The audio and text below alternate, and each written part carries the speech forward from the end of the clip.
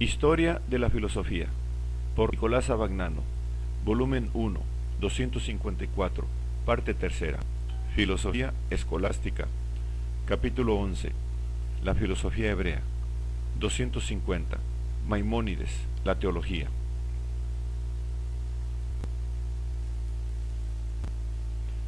Moshe ibn Maimón, llamado Maimónides, nacido en Córdoba el 30 de marzo del año 1135. A causa de la intolerancia de los almohades, su familia hubo de abandonar España, trasladándose primeramente a Fez y luego a Palestina. De aquí, nuestro autor se dirigió a Egipto y se estableció en el antiguo Cairo. Al mismo tiempo que se dedicaba al comercio de piedras preciosas, empezó a dar lecciones públicas que le dieron fama como filósofo y teólogo, y sobre todo como médico. El primer ministro de Saladino, que poco antes se había apoderado de Egipto, le proporcionó los medios para abandonar el comercio y poder dedicarse al estudio, nombrándolo médico de la corte. Con ello, Maimónides alcanzó gran fama y riqueza, y pudo, merced a la ayuda de su protector, librarse de las acusaciones que se le hizo de haber vuelto al judaísmo después de haber aceptado, durante su estancia juvenil en España, el islamismo. Murió el 13 de diciembre de 1204. Maimónides escribió numerosos tratados de medicina y teología. Entre estos últimos tiene gran importancia filosófica el llamado 8 capítulos. Su vocabulario de lógica fue traducido al latín por Sebastián Münster, pero su obra fundamental es la Guía de Perplejos, en la que intentó conciliar la Biblia y la filosofía, la revelación y la razón. La obra está dedicada a quienes rechazan tanto la irreligiosidad como la fe ciega, y que, al hallar en los libros sagrados cosas opuestas o aparentemente imposibles, no se atreven a admitirlas por no ir contra la razón, ni a rechazarlas por no menospreciar la fe, y quedan sumergidos en una dolorosa perplejidad. A estos perplejos se dirige Maimónides, con la intención de utilizar todas las armas dialécticas que proporcionan la filosofía musulmana y hebrea para defender la fe tradicional. Hemos visto que el resultado fundamental de la filosofía musulmana, desde Al-Kandi a Averroes, fue haber elaborado el principio de la necesidad del ser, principio cuya consecuencia inmediata es la eternidad del mundo. Es cierto que hubo contra él la reacción de los Mutakalimun, de los azaríes de Al-Ghazal, mas esta reacción, que partía de la ortodoxia religiosa, era extraña a la filosofía, incluso era contraria a la filosofía. Parecía como si la defensa de la novedad del mundo y de la creación sólo podía hacerse en nombre de la fe, y renunciando a las ventajas que la filosofía había ofrecido para entender la verdad revelada. La originalidad de Maimónides, que desde el principio defiende la contingencia del mundo y de la creación, reside en el hecho de que no renuncia al procedimiento demostrativo ni a los resultados de la filosofía de la necesidad, dado que la existencia de Dios y las demás verdades fundamentales sólo pueden demostrarse rigurosamente mediante los procedimientos de esta filosofía y basándose en el principio que ella sostiene. Se puede utilizar este principio para establecer las verdades fundamentales, sometiendo luego a análisis el principio mismo. Creo, dice Maimónides, que el verdadero método, es decir, el método demostrativo que elimina la duda, consiste en dejar sentada la existencia de Dios, su unidad y su incorporeidad mediante los procedimientos filosóficos, procedimientos basados en la eternidad del mundo. Y ello no porque yo crea en la eternidad del mundo o haga alguna concesión acerca de ello, sino porque sólo por este método la demostración puede ser segura y se obtiene una certeza perfecta sobre estos tres puntos: que Dios existe, que es uno y que es incorpóreo, sin que sea necesario decidir nada acerca del mundo, acerca de si es eterno o creado. Una vez resueltas, por verdadera demostración, estas tres cuestiones graves e importantes, volveremos sobre la de la novedad del mundo, y para ello nos valdremos de todos los argumentos posibles.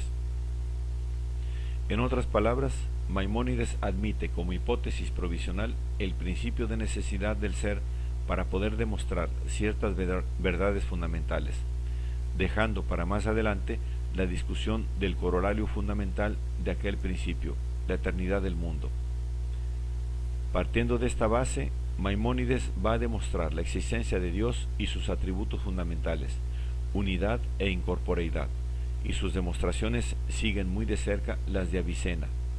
Suponiendo que algo exista, y que algo existe nos lo prueban los sentidos, necesariamente ha de existir un ser necesario, ya que lo que existe, aunque sólo como posible, es necesario con relación a su causa, y esta causa es precisamente el ser necesario.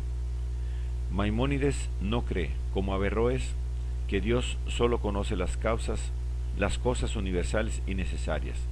Dios conoce todas las cosas, incluso las particulares, pero las conoce gracias a un único e inmutable acto de sabiduría. La multiplicidad de las cosas conocidas no implica multiplicidad de la sabiduría divina, que sigue siendo única porque no depende de las cosas, que en cambio dependen de ella. Una vez establecida la existencia de Dios, Maimónides considerará el problema del mundo. El argumento más firme que Avicena presentó en favor de la eternidad del mundo es el siguiente: el mundo, antes de ser creado, era posible. Toda posibilidad implica un sustrato material. Por consiguiente, antes de la creación subsistía la materia del mundo, pero ninguna materia existe sin forma. Luego, antes de la creación subsistían la materia y la forma del mundo, es decir, el mundo mismo en toda la realidad, en toda su realidad. A este argumento y otros semejantes, Maimónides responde diciendo que es imposible razonar sobre la condición en que se hallaba cuando empezaba a nacer, una cosa que ahora está acabada y perfecta. No podemos remontar de la existencia actual de una cosa a su existencia potencial. Por ello, los argumentos que se basan en este procedimiento son viciosos y carecen de fuerza demostrativa. Pero, aunque la tesis de la eternidad del mundo no puede demostrarse, la tesis opuesta de la creación es al menos posible. Pero Maimónides cree que más que posible es cierta, y nos dice por qué. La razón es, básicamente, el reconocimiento de la libertad del acto creador, libertad que rompe la necesidad absoluta del mundo, del que derivaría su eternidad. Negando la necesidad del ser, Maimónides quiere llegar a negar la eternidad del mundo, y llega a negar la necesidad, a reconocer en determinado momento del proceso de creación la libertad de elección en Dios, una decisión contingente, es decir, que no viene rígidamente determinada por la exigencia de garantizar el orden necesario del todo. De algún modo, el mundo habría podido ser diferente de lo que es. Si, por tanto, es lo que es, ello se debe a una libre elección de Dios, que excluye la necesidad absoluta y por tanto su eternidad. Si debajo de la esfera celeste hay tantas cosas diferentes, a pesar de que la materia es una sola, puedes decir que esa disparidad es debida a la influencia de las esferas celestes y a las diferentes posiciones que la materia adopta frente a ellas, como nos ha enseñado Aristóteles. Pero la diversidad que hay entre las esferas mismas, ¿quién sino Dios ha podido determinarla? Si alguien dijera que es causada por los intelectos separados, nada explicaría con ello. Los intelectos no son cuerpos que puedan adoptar una posición respecto de la esfera. ¿Por qué el deseo que atrae a cada esfera hacia su inteligencia separada debería llevar una esfera hacia el este y otra hacia el oeste? ¿Y por qué, además, una esfera sería más rápida que otra? Según Maimónides, la única respuesta a esta pregunta es la contingencia del mundo. Dios ha determinado, como ha querido, la dirección y la rapidez del movimiento de cada esfera, pero ignoramos cómo. En su prudencia lo ha llevado a cabo. De este modo, partiendo de la hipótesis de la eternidad para ascender hasta Dios con una demostración necesaria, Maimónides ha llegado a negar la propia hipótesis y a inutilizar en el terreno filosófico la necesidad del mundo, que era el resultado fundamental de la especulación árabe de su época.